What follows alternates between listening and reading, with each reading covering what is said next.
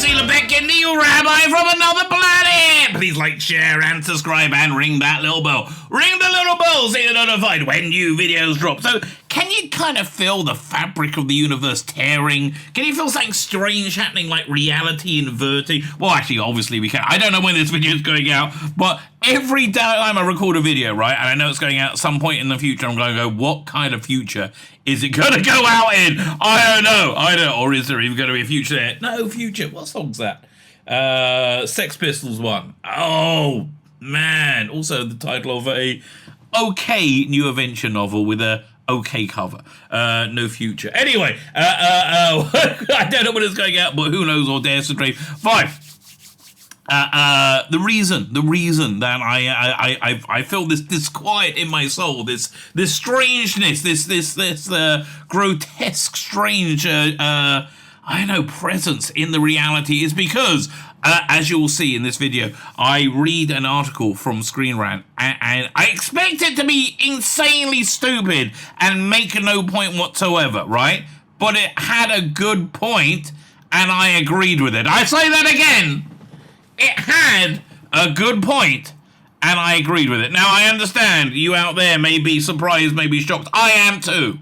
I hope there's going to be some kind of investigatory board set up by a multinational governmental body to work out how this change in reality could have happened, and just hopefully it happens. It's not going to happen more, right? No, there have been more stupid articles since, but never mind. Anyway, I digress. Stream Rant wrote an article, which actually wasn't bad, is the headline, and as you can see, I'm somewhat amazed. I'll read it for you with delight and delectation any second now. It's from a live stream I did. I don't know. I do so many bloody live streams now, I can't remember when it was. I think like 2 or 3 nights ago. It's like, today is March the 30th, Thursday, March the 30th, so 28th maybe? It's a fair guess, I don't know. But yeah, so they came from there. I live stream every night. Come and hang out, alright? It's night for me, it's 7 o'clock for me, which I'm an old man, and that's night, okay? I want to go to bed at that point, which actually somewhat irritating. My wife, when she comes home, we don't have a TV in our living room because we're super religious, and we never really did that, right? I never liked the way people make TVs like the focal shrine of their living room, right? But we do have a TV in our bedroom, which, like, oh my God, it's 7 o'clock. I say I want to go to bed early. No, my wife's watching what's she watching right now? Criminal Minds. Okay, this gives you an insight into my life, right? She was watching Criminal Minds with Disney Plus from like 5-10 years ago, whenever. I just come upstairs from watching Luther, Fallen Son, which is the sickest thing. It's just like, you know, the deeply twisted, sick, weird, criminal stuff going on Netflix. I really enjoyed it, by the way. And she's watching Criminal Minds, which is kind of the same thing, but done for an ABC family audience in 2015 or something like that, you know, pre-Watershed. And she's like, my wife's like, oh, this is very disturbing. I really, I just saw somebody, you know, being forced to eat their own feet or something. Like, you know, Luther has a lot of disturbing stuff in it. So that's my life. I can't go to bed because I'm an old man, even though I want to. I want to go to bed because I'm an old man, but I can't because my wife's watching telly. Is she watching the telly? Yes, she is. But anyway, I digress. I'm trying to say a live stream every day. Come and join me for a live stream. Hang out. It goes kind of like this, right? I start saying something, and but 10-15 minutes later, I'm somewhere else and I don't know how I got there. People are generally entertained. That's how it works, okay? That's the secret source of my channel, right? You found out how it works now. Could you like, share, and subscribe to it? Could you especially do that on Rumble?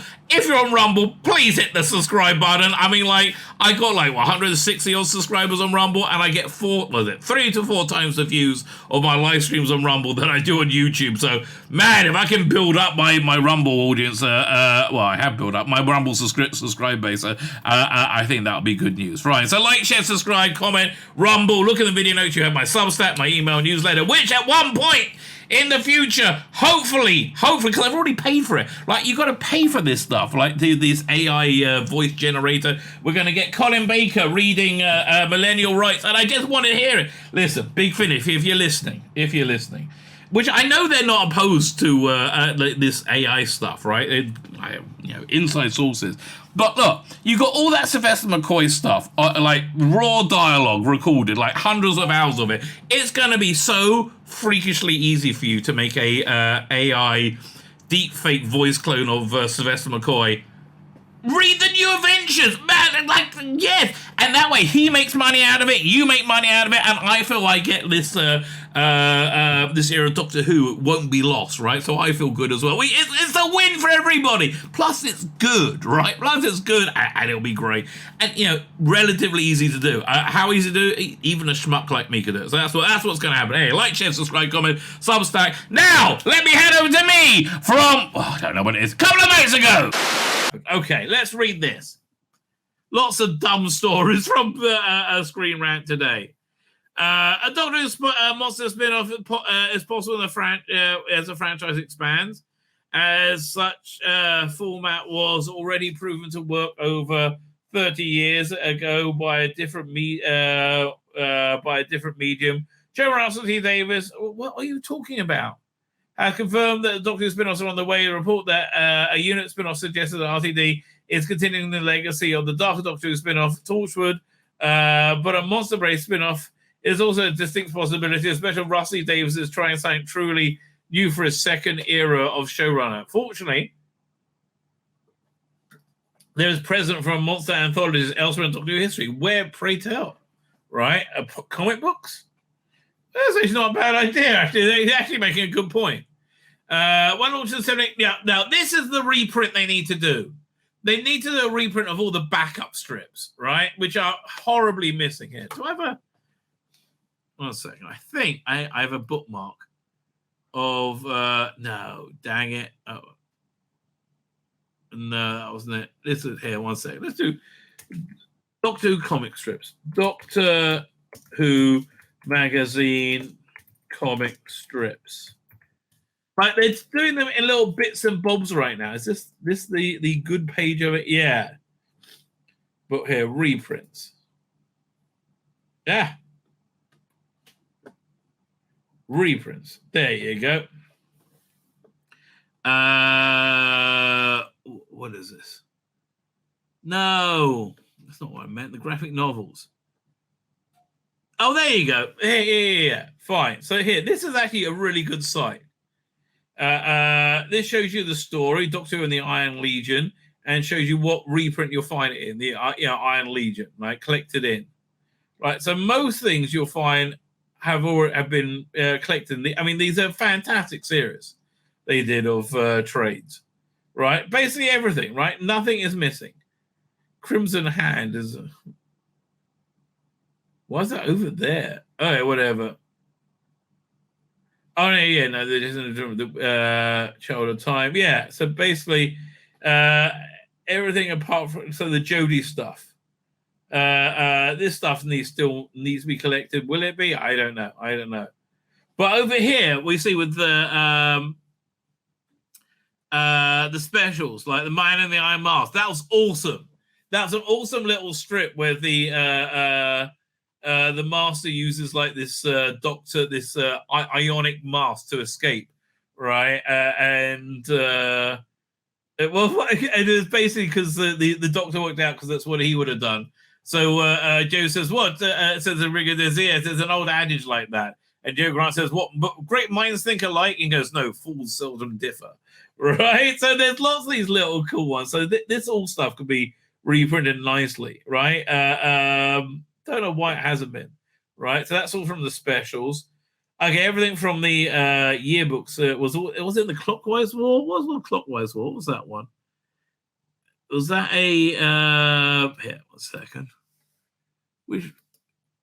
Fine, yeah, that was a quite a good... oh, right, from the yearbook. That was quite a good Capaldi one, right? But where are the backup strips? Maybe they're up here. Hang on. Oh, I'm in the wrong thing now. Now I've got to find backup strips. Hang on. Backup strips. There you go. It's got its own page right here. So you see, they mostly haven't been collected. It really annoys me. I nearly bought the Dalek collection for Return of the Daleks, and that was it. Right? I'm like, I can't do that. But yeah, look, they got all these like Sontaran's Final Quest, and lots of fantastic artwork. Just fantastic. Warlord of the Ogrons. Right. That was, who did that? Steve Dillon? Let's have a quick look. I got that right. Look at me. Steve Dillon on the art. Blimey. Take a star. So you see, yeah, it's a real shame. They this is what they really need to do as their next collection, right? Special editions as well. Oh, this story, City of Devils, fantastic. So yeah, there's I think there's a whole good trade here of stuff they could do. Fine, so that's actually, they're making a valid, go away, making a valid point. So it's got the backup strips. Is that what we're saying? This is the wealth of monster-centric strips, the Doctor Who history combined. Well, I think they want to do more of a like adult-orientated Game of Thronesy sort of thing, where you get you get more levels of drama, right? More levels of politics, things like that.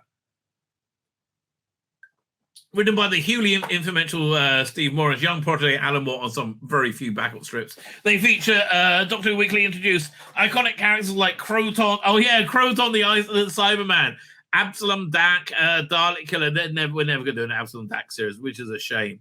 That'd be awesome. The backup strips were also a focus of lesser-known Doctor Who villains like the chocolate-loving Sontarans. Did they eat chocolate in the backup strips? It's that sort of thing they would do, right? Or the Daleks ate like mercenaries, the Ogrons. These stories generally saw Doctor Who monsters defeated, like on the TV show, but because Moore had the monsters as protagonists, resolution could also create conflict, collective feelings within the reader. Yeah, that's fair. This proves there is certainly a scope for a monster spin-off. There's certainly subvert some. I mean, listen, the best monster spin-offs are Dalek Empire, and also I think I like the Cybermen one as well. They did, which are really creepy. The increased budget, new era. Yeah, we're getting Beat the Meep. Yeah, listen, actually, that's not a bad idea. Hate to say it, Screen Rant actually came up with a not awful idea for once. That's quite incredible. My name's Tzvi Lebetkin, the Rabbi from another planet. Please like, share, and subscribe, and ring that little bell. Ring the little bell so you're notified when new videos drop.